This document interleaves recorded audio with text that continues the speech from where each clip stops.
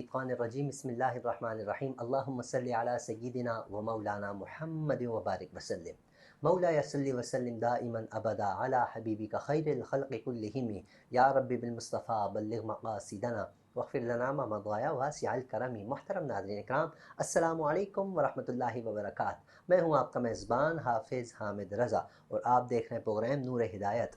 ناظرین، جیسا کہ آپ جانتے ہیں، نور ہدایت میں ہم آپ کی ملاقات علماء اکرام سے کرواتے ہیں، اور یقین جانیے اس محفل میں ایک روحانیت ہوتی ہے۔ روحانیت کیوں نہ ہو کہ جہاں قرآن پڑھنے والے، جہاں صاحب قرآن سے عشق رکھنے والے، جہاں اللہ پر ایمان رکھنے والے، جہاں اولیاء اکرام پر ایمان اور اولیاء اکرام سے محبت کرنے والے شخصیات تشریف لائیں تو وہاں نورانیت بھی ہوتی ہے اور روحانیت بھی ہوتی ہے۔ اللہ کریم علماء اکرام کا سایہ ہم سب پر تادیر قائم و دائم فرمائے، کیونکہ علماء اکرام اس محفل کی زینت ہوا کرتے ہیں۔ علماء اکرام تشریف لاتے ہیں، ہمارے پروگرام کو رونق بخشتے ہیں، اور آج ہمارے جو معزز مہمان ہیں بالکل کافی عرصے بعد تشریف لائے ہیں، لیکن محبت ہے، ہمیشہ رابطہ رہا ہے۔ مفتی صاحب کو آپ سب پسند کرتے ہیں، میری مراد حضرت علامہ مولانا مفتی قدرت اللہ شاذلی دامت برکاتہم العالیہ۔ السلام علیکم حضرت۔ وعلیکم السلام ورحمۃ اللہ۔ حضرت کیسے مزاج، خیریت سے ہیں؟ الحمدللہ اللہ کل حال، اللہ کا شکر ہے۔ آپ کا بہت بہت شکریہ، آپ کی تشریف آوری کا بہت بہت شکریہ۔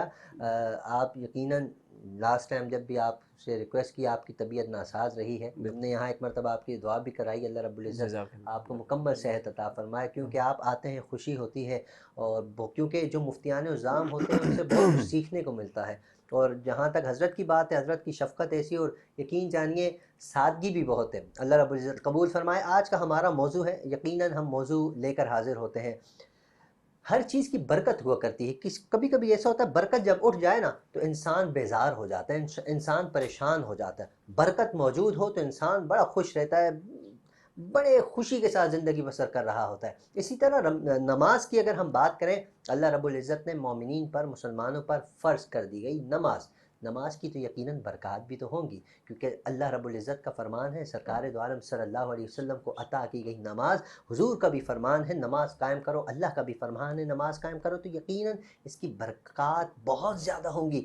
ہم سب اس سے مستفید ہونا چاہتے ہیں، نہیں ہو پاتے، اور جو ہو جاتے ہیں ان کا اللہ رب العزت کیا مقام بلند کرتا ہے، اور جو نہیں ہو پاتے ان کو اللہ رب العزت نے کیا کیا سزائیں دے رکھی ہیں اور کیا کیا سزائیں دینی ہیں، اس پر ہم گفتگو کریں گے۔ باقاعدہ ہم اپنے موضوع کا آغاز کرتے ہیں۔ مفتی صاحب، نماز کے بارے میں پہلے تو یقیناً قرآن میں بعض مختلف جگہوں پر اللہ رب العزت کا فرمان ہے، تو میں چاہوں گا قرآن کی آیات سے ہم آغاز کرتے ہیں نماز کی برکات۔ بسم اللہ الرحمن الرحیم۔ حامد بھائی، سب سے پہلے میں آپ کا بہت مشکور ہوں کہ آپ نے ایک بار پھر مجھے یہاں حاضر ہونے کی سعادت بخشی ہے۔ آپ کا شکریہ۔ یہ آپ کی محبت ہے، آپ کا اخلاص ہے کہ آپ ہمیں یاد رکھتے ہیں، اور یقین مانیں کہ آپ کے سیٹ اپ پہ آ کر بیٹھتے ہوئے ایک دلی سکون اور اطمینان نصیب ہوتا ہے، کیونکہ آپ علماء سے محبت کرنے والے ہیں اور دلی طور پر علماء کی عزت کرتے ہیں، الحمدللہ، تو اس لیے آپ کے پاس آ کر بیٹھنا جو ہے وہ ہمارے لیے باعث برکت بھی ہے۔ تو جہاں تک بات ہے نماز کی، تو آپ بھی اور تمام احباب اچھی طرح سے اس بات سے آگاہ ہیں کہ نماز جو ہے وہ رب العالمین کے قرب کا سب سے بڑا ذریعہ ہے۔ بے شک۔ اور قرآن پاک میں تقریباً اللہ تعالیٰ نے 100 سے زائد مقامات پر نماز کا ذکر فرمایا ہے، 100 سے زائد مقام، جس سے نماز کی اہمیت کا انسان کو اندازہ ہوتا ہے کہ یہ کتنی اہم عبادت ہے، اور کیوں نہ ہو کہ یہ ایسی عبادت ہے کہ جس کے ذریعے سے بندے کو سب سے زیادہ اپنے رب کا قرب حاصل ہوتا ہے۔ نماز مومن کی معراج ہے، نماز میرے مصطفیٰ کریم صلی اللہ علیہ وسلم کی آنکھوں کی ٹھنڈک ہے، نماز ایسی چیز ہے کہ جس کے ذریعے سے بندہ اپنے گناہوں، اللہ اپنے بندے کے گناہوں کو معاف فرماتا ہے، اور اللہ کی رحمت اپنے بندے پر برستی ہے۔ یہ ساری چیزیں جو ہیں وہ ہیں، اور قرآن پاک میں بھی جیسے آپ نے ارشاد فرمایا کہ قرآن پاک میں جو ہے وہ اللہ تعالیٰ نے کن کن مقامات پر نماز کا ذکر کیا ہے۔ نماز اعمال صالحہ میں سے سب سے مقدم عمل ہے، اور قرآن پاک میں بے شمار مقامات پر اللہ تعالیٰ نے نیک عمل کرنے والوں کو جو ہے وہ ان کے لیے انعامات کا وعدہ بھی فرمایا ہے، اور ان کو خوشخبری بھی دی ہے، ان کی حوصلہ افزائی بھی فرمائی ہے۔ کہیں اللہ کریم ارشاد فرما رہا ہے اقیم الصلاۃ لذکری، میری یاد کے لیے میری نماز پڑھو، میری یاد کے لیے۔ تو اس سے پتہ چلتا ہے کہ اللہ کی یاد کا سب سے بہترین جو طریقہ ہے وہ نماز ہے۔ بے شک، بے شک۔ کہ وہ نماز ہی ایسی عبادت ہے کہ جس میں بندہ ڈائریکٹ اپنے رب کے ساتھ رابطے میں ہوتا ہے اور کوئی چیز درمیان میں حائل نہیں ہوتی. اور اس لیے صوفیاء امام غزالی نے لکھا ہے کہ جو بندہ یہ چاہتا ہے کہ بغیر کسی واسطے کے اللہ تعالیٰ سے کلام کرے تو اسے چاہیے کہ نماز میں مشغول ہو جائے. سبحان اللہ. اس میں بندہ ڈائریکٹ اپنے رب سے باتیں کر رہا ہوتا ہے اور رب کی رحمت جو ہے وہ بندے کی طرف متوجہ ہوتی ہے. اللہ تعالیٰ نے نیک اعمال کرنے والوں کے لیے قرآن کریم میں بے شمار مقامات پر جو ہے وہ انعامات کا وعدہ فرمایا. کہیں اللہ تعالیٰ سورہ انفطار میں فرما رہا ہے ان الابرار لفی نعیم، کہ نیک لوگ جو ہیں وہ نعمتوں میں ہوں گے، جنتوں میں ہوں گے. سورہ بینہ میں اللہ تعالیٰ ارشاد فرما رہا ہے ان الذین آمنوا وعملوا الصالحات اولئک هم خیر البریہ، کہ وہ لوگ جو ایمان لائے اور نیک عمل کیے، اللہ فرماتا ہے وہ ان کے لیے سب سے بہترین ٹھکانہ ہے. یعنی جنت اللہ تعالیٰ ان لوگوں کو عطا فرمائے گا. جنت، نماز جنت کی کنجی ہے. بے شک.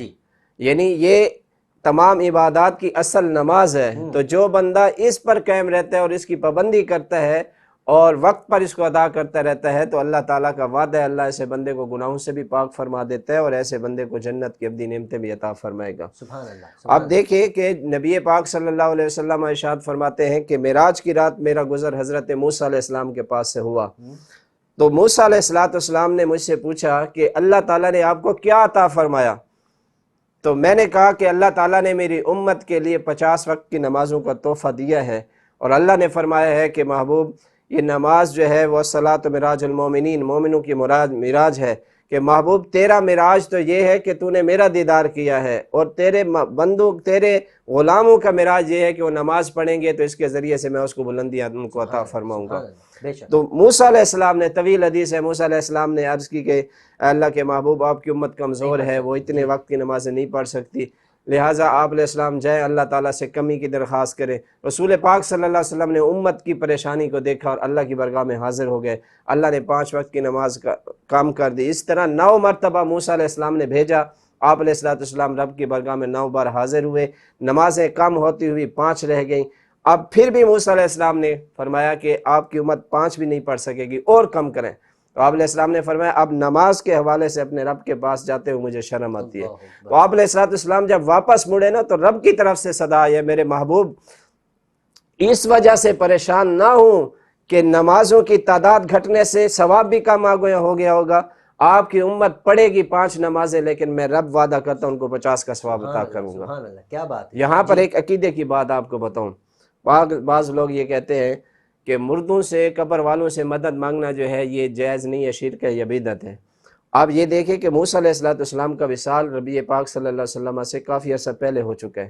تو موسیٰ علیہ السلام قبر والے ہوئے اور موسیٰ علیہ السلام کی مدد سے ہی، آپ کی سفارش سے ہی امت کے لیے آسانی پیدا ہوئی اور 50 سے نمازیں کم ہو کر 5 رہ گئیں. تو اس سے کیا ثابت ہوتا ہے کہ یہ آپ علیہ السلام نے اپنی امت کو یہ عمل بتایا ہے کہ اللہ والوں کی شان یہ ہے کہ اللہ والے دنیا سے رخصت بھی ہو جائیں اور یہاں سے رحلت فرما کے دوسرے گھر میں منتقل ہو جائیں، پھر بھی اللہ نے ان کو اتنی طاقت دی ہے کہ وہ کوئی مجبور اللہ کا بندہ ان کے در پہ جا کے ان کے وسیلے سے رب سے سوال کرے، اللہ تعالیٰ ان کو وہ چیز ضرور عطا انبیاء کرام کے لیے مٹی کو حرام قرار دیا گیا. بالکل حدیث مبارک ہے، اللہ تعالیٰ نے فرمایا ان اللہ حرم علی الارض ان تاکل اجساد الانبیاء، کہ اللہ نے زمین پر حرام کر دیا ہے کہ وہ انبیاء کے جسم کو کھائے. سرکار کا فرمان ہے. بے شک حدیث مبارک. اچھا حضرت، حدیث مبارکہ کی اگر ہم بات کر رہے ہیں تو میں چاہوں گا نماز سے ریلیٹڈ بھی ہم اگر اس کو کنیکٹ کریں. سرکار کے فرامین ان اشخاص کے لیے کہ جو نماز کی پابندی کرتے ہیں، ارشاد فرمائے گا انعامات کیا ہیں؟ حضرت عبداللہ ابن عباس رضی اللہ تعالیٰ عنہ کی روایت ہے،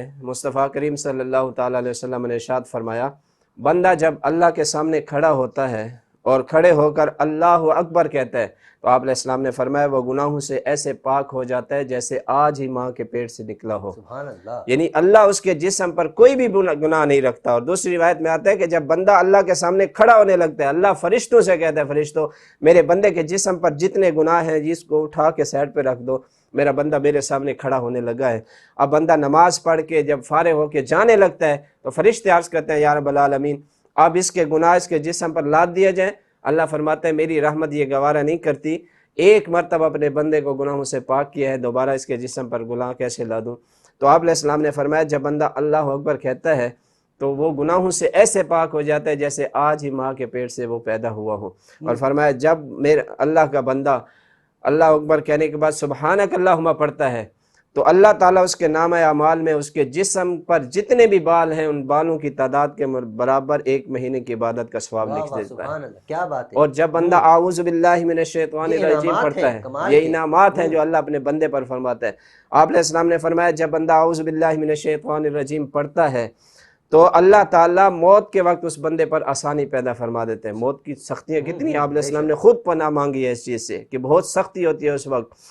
اور فرمایا جب بندہ بسم اللہ الرحمن الرحیم پڑھتا ہے تو اللہ تعالیٰ اس بندے کے 4000 گناہ معاف فرماتا ہے، 4000 نیکی عطا فرماتا ہے اور اس کے 4000 درجات کو بلند فرما دیتا ہے۔ سبحان اللہ۔ اور جب بندہ سورہ فاتحہ الحمد شریف پڑھتا ہے تو اللہ تعالیٰ ایک حج یا عمرے کا ثواب اس کو عطا فرماتا ہے۔ اور جب بندہ رکوع میں جا کر سبحان ربی العظیم پڑھتا ہے تو آپ علیہ السلام نے فرمایا اس بندے کو اللہ احد پہاڑ جتنا سونا اپنی راہ میں خرچ کرنے کا ثواب عطا کرتا ہے۔ اور جب بندہ سامی اللہ لمن حمیدہ کہتا ہے، اوپر اٹھتا ہے، تو اللہ تعالیٰ اپنے بندے پر نگاہ رحمت فرماتا ہے۔ اور رب جس بندے پر رحمت کی نگاہ ڈال دے اس بندے کے جسم پر کوئی گناہ نہیں رہتے، اللہ اس کے گناہوں کو جو ہے وہ صاف کر دیتا ہے اور بندہ گناہوں سے پاک ہو جاتا ہے۔ رسول پاک صلی اللہ علیہ وسلم نے فرمایا بندہ جب سجدے میں جاتا ہے تو قرآن پاک کی جتنی آیات اور حروف ہیں ان کی تعداد کے مطابق اللہ تعالیٰ بندے کے نامہ اعمال میں غلام آزاد کرنے کا ثواب لکھ دیتا ہے۔ اور جب سبحان ربی اعلیٰ بندہ پڑھ رہا ہوتا ہے تو اس وقت آپ علیہ السلام نے فرمایا جتنے بھی جن شیاطین اور انسان ہیں ان کی تعداد کے مطابق اللہ اس بندے کو نیکی عطا فرماتا ہے۔ اور جب بندہ التحیات پڑھتا ہے تو فرمایا اس کو غازی کا ثواب دیا جاتا ہے۔ جب سلام پھیرتا ہے نماز سے فارغ ہوتا ہے تو اللہ تعالیٰ بندے پر جہنم کے سارے دروازے بند کر دیتا ہے، جنت کے سارے دروازے کھول دیتے ہیں۔ اللہ فرماتے ہیں میرے بندے جس جنت کے دروازے سے جنت میں جانا چاہے داخل ہو یہ جائے۔ اس شخص کے لیے جو 5 وقتہ جو نمازی ہو، پابندی کے ساتھ اور وقت یہ کے تو پر بڑا کمال کے پابندی انعام، سے نماز پڑھنے والا بہت ہو۔ انعامات ہیں یہ تو، بے ہم شک پھر بھی اس سے غافل ہیں۔ اللہ رب العزت ہمیں 5 وقتہ نمازی بنا دے، تہجد گزار بنا دے۔ اچھا حضرت احد پہاڑ کی آپ نے بات کی، سرکار نے فرمایا اللہ احد پہاڑ مجھ سے پیار کرتا ہے، میں اس سے کرتا ہوں، اللہ تو بھی اس سے پیار کر۔ کیا خوبصورت واقعہ آپ نے چھیڑ دیا احد پہاڑ کے حوالے سے، لیکن میں چاہتا ہوں ہم نماز کی بات کریں۔ حضرت یہ فرما دیجیے گا اولیاء اکرام، کیونکہ ہم فالو کرنا چاہتے ہیں کسی کو، اللہ کے ولی، اللہ کے نیک بندے، سرکار کے امتی، سرکار کے صحابہ، سرکار کے اہل بیت کس انداز میں نماز پڑھا کرتے تھے، حضرت ارشاد فرمائے گا۔ بخاری اور مسلم میں یہ روایت موجود ہے کہ حدیث جبریل کے نام سے حدیث مشہور ہے کہ جناب جبریل علیہ السلام انسانی شکل میں جو ہے وہ آپ علیہ السلام کی خدمت میں حاضر ہوئے۔ حضرت سیدنا حضرت عمر رضی اللہ تعالیٰ عنہ اس حدیث کے راوی ہیں۔ تو حضرت جبریل علیہ السلام نے نبی پاک صلی اللہ علیہ وسلم سے کچھ سوالات کیے۔ ان سوالات میں سے ایک سوال یہ تھا کہ حضرت جبریل علیہ السلام نے پوچھا مل احسان، احسان کیا ہے؟ تو آپ علیہ السلام نے فرمایا احسان یہ ہے ان تعبد اللہ کأنک تراہ فإن لم تکن تراہ فإنہ یراک، کہ احسان یہ ہے کہ تو اپنے رب کی عبادت اس طرح کرے کہ گویا تو اپنے رب کو دیکھ رہا ہے۔ اور اگر یہ کیفیت تیری نہ بن پائے تو کم از کم اتنا تو ہو کہ تجھے یہ یقین ہو کہ تیرا رب تجھے دیکھ رہا ہے۔ تو جب یہ کیفیت بندے کی بنتی ہے تو یہ اصل نماز ہے، نماز کی حقیقت ہے کہ بندہ اللہ کے سامنے کھڑا ہے، پہلے تو یہ تصور باندھے کہ میرا رب مجھے دیکھ رہا ہے یا میں اپنے رب کو دیکھ رہا ہوں۔ اگر نہیں یہ کیفیت نہیں ہے تو کم از کم یہ تو ہو کہ اللہ دیکھ رہا ہے، میں کس کے سامنے کھڑا ہوں؟ جو کائنات کے ذرے ذرے کا مالک ہے، ہر چیز کا خالق ہے، میں اس طاقت والی قدرت والی ذات کے سامنے کھڑا ہوں۔ پھر نماز میں خشوع و خضوع پیدا ہوتا ہے۔ جہاں تک اولیاء کی، نیک لوگوں کی نماز کا تعلق ہے، حضرت علی المرتضیٰ رضی اللہ تعالیٰ عنہ کا واقعہ مشہور ہے۔ آپ کو جنگ کے موقع پر تیر لگ گیا آپ کی پنڈلی میں، تو وہ نکالتے ہوئے تکلیف ہو رہی تھی، تو صحابہ نے آپس میں مشورہ کیا جناب علی المرتضیٰ رضی اللہ تعالیٰ عنہ جب نماز میں مشغول ہوں گے اس وقت نکال لیں گے، ان کو تکلیف کا احساس نہیں ہوگا۔ نماز کا وقت ہوا، حضرت علی المرتضیٰ شیر خدا رضی اللہ تعالیٰ عنہ نماز میں مشغول ہوئے، صحابہ نے تیر نکالا، جناب علی المرتضیٰ رضی اللہ تعالیٰ عنہ کو احساس بھی نہ ہوا۔ آپ نماز سے فارغ ہوئے، تیر نکل چکا تھا، فرمایا اللہ کی قسم مجھے ذرا بھی تکلیف کا احساس نہیں ہوا کہ میرے جسم سے تیر نکلا۔ حضرت ایک واقعہ ایسا میرے ذہن میں اور بھی آ رہا ہے، میں آپ سے سیکھنا چاہتا ہوں اس حوالے سے کہ سرکار دو عالم صلی اللہ علیہ وسلم صحابہ کرام کی جھرمٹ میں موجود تھے، صحابہ کرام سرکار کے پاس موجود تھے، کیا خوبصورت منظر تھا۔ تو حضور نے فرمایا کوئی ایسا صحابی ہے جو بغیر سوچے ذہن میں خیال لائے کوئی نماز ادا کر کے دکھائے. ایسا واقعہ ہے نا حضرت جی علی نے ہاتھ اٹھایا کہ یا رسول اللہ میں، تو حضرت علی نماز ادا فرما رہے تھے تو ذہن میں خیال آیا کہ پتہ نہیں چادر بڑی دیں گے. حضور نے فرمایا تھا جو نماز ادا کرے گا اس کو میں اپنی کملی والی چادر پیش کروں گا. تو جب نماز ختم ہوئی سرکار نے فرمایا علی چھوٹی چادر چاہیے بڑی چادر. یہ واقعہ بھی ہے حضرت. بالکل جی بالکل. یہ بھی آپ علیہ السلام کے علم غیب پر دلالت کر ہے کہ اللہ کے محبوب صلی اللہ علیہ وسلم جانتے ہیں ہمارے دلوں میں کیا ہے، ہمارے ظاہر میں کیا ہے. تو یہ بھی اللہ کے محبوب صلی اللہ علیہ وسلم کا ایک طرف سے تو آپ کا مقام و مرتبہ جو ہے وہ جی. اس روایت سے جو ہے وہ ظاہر ہو اچھا جاتا ہے. حضرت ہمارے پاس ٹائم بہت مختصر سے، میں چاہتا ہوں آخری سوال، نماز کے حوالے سے قرآن اور حدیث میں کوئی وحیدات ہیں تو پلیز ارشاد کریں. بے شک قرآن پاک میں جا بجا بے نمازیوں کے لیے اللہ تعالیٰ نے وعیدات کا ذکر فرمایا ہے اور آپ علیہ السلام نے بھی جو ہے بے نمازیوں کو بہت ساری وعیدات سے جو ہے وہ آگاہ کیا ہے. قرآن پاک میں اس منظر کو بیان کیا گیا واضح انداز میں کہ کچھ لوگوں کو جب جہنم میں ڈالا جائے گا تو ان سے جہنم میں جانے کا سبب پوچھا جائے گا تو وہ کہیں گے لم نکو من المصلین، ہم نماز نہیں پڑھتے تھے اس وجہ سے ہمیں. یعنی اس آیت سے یہ پتہ چلتا ہے کہ نماز کا نہ پڑھنا یہ ایسا برا فعل ہے جو بندے کے لیے جہنم میں داخلے کا سبب بن جاتا ہے. بالکل. سورہ معون میں اللہ فرما رہا ہے فویل للمصلین الذین هم عن صلاتهم ساہون، ہلاکت ہے ان لوگوں کے لیے، نمازیوں کے لیے جو اپنی نمازوں کو بھولے بیٹھے ہیں. تو فرمایا علماء تفسیروں میں لکھتے ہیں کہ ویل سے مراد وہ وادی ہے کہ جس کی سختی کا عالم یہ ہے کہ روزانہ جہنم خود اس وادی سے جو ہے وہ پناہ مانگتی ہے. ویل ایک وادی ہے ویل جہنم وادی ہے. میں. تو بے نمازیوں کو اس وادی کے اندر ڈالا جائے گا. اور آپ علیہ السلام نے کہ احادیث سے یہ ہمیں مفہوم ملتا ہے کہ رسول پاک صلی اللہ علیہ وسلم نے فرمایا کہ جو بے نمازی ہے قیامت والے دن اللہ تعالیٰ اس کا حشر جو ہے وہ اپنے دشمنوں قارون، حامان، فرعون، ابی بن خلف ان لوگوں کے ساتھ کرے گا جو اللہ کے دشمن ہیں، ان کے صف میں بے نمازی کو کھڑا کیا جائے گا. اور آپ علیہ السلام نے فرمایا من ترک الصلاۃ متعمدا فقد کفر، جس نے ایک نماز جان بوجھ کر چھوڑی اس نے کفر کیا، یعنی کافروں والا کام کیا ہے. اس لیے صحابہ فرماتے ہیں ہم اپنے دور میں دیکھتے تھے جو نماز پڑھتا تھا ہم کہتے تھے ایمان والا ہے، جو نہیں پڑھتا تھا ہم کہتے تھے یہ مسلمان ہی نہیں ہے. مطلب یہ تو بہت بڑی بات نہیں حضرت. جی اس وقت بالکل. اگر ہم اپنے معاشرے میں نظر دوڑائیں تو یہ تو روزانہ کا ایک معمول ہے. یہی چیز اسی وجہ سے آج امت مسلمہ پریشان ہے اور ہم جو ہے وہ تکلیف و مصیبتوں میں گھرے ہوئے ہیں کہ رب کی دہلیز سے ہم دور ہٹ گئے ہیں. اپنے رب کے سامنے کھڑے ہونے کا ہمارے پاس وقت نہیں ہے. اگر بندہ مومن اللہ کے سامنے کھڑا ہو اور اپنی حاجات، اپنی مشکلات اپنے رب کے سامنے رکھے تو وہ سب سے بہترین مددگار ہے اور بندے کی تکلیفوں کو دور فرمانے والا ہے. ہم رب کی بارگاہ سے دور ہو گئے، اس وجہ سے ہم جو ہے وہ ہر قسم کی پریشانی میں مبتلا ہو چکے ہیں. اللہ رب العزت ہم سب کو 5 وقتہ نمازی بنا دے. ناظرین کرام جیسے کہ آپ نے سنا نماز بہت اہمیت کے حامل ہے. نماز ہم پر فرض کی گئی ہے، ہمیں چاہیے 5 وقتہ نماز ادا کریں. سرکار کے فرامین بھی آپ نے سنے، اللہ رب العزت کے ارشادات بھی آپ نے سنے اور وعیدات بھی سنی آپ نے کہ کتنا بڑا نقصان ہے، کتنا بڑا عذاب ہے، کب اس کی بخشش نہیں ہونی جو بے نمازی ہے. اللہ رب العزت ہم سب کو نمازی بنا دے. مفتی صاحب آپ کا بہت بہت شکریہ آپ کی تشریف آوری کا. آپ ہمیشہ امید کرتا ہوں آئندہ بھی تشریف لائیں گے، ہم آپ سے مستفید ہوں گے. ناظرین پروگرام کا وقت اختتام کی جانب ہے. آپ سب سے گزارش اپنا، اپنے اہل و عیال، اپنے پڑوسی، اپنے رشتہ دار سب کا خیال رکھیے. وینس ٹی وی کی پوری ٹیم کو اپنی خصوصی دعاؤں میں یاد رکھیے.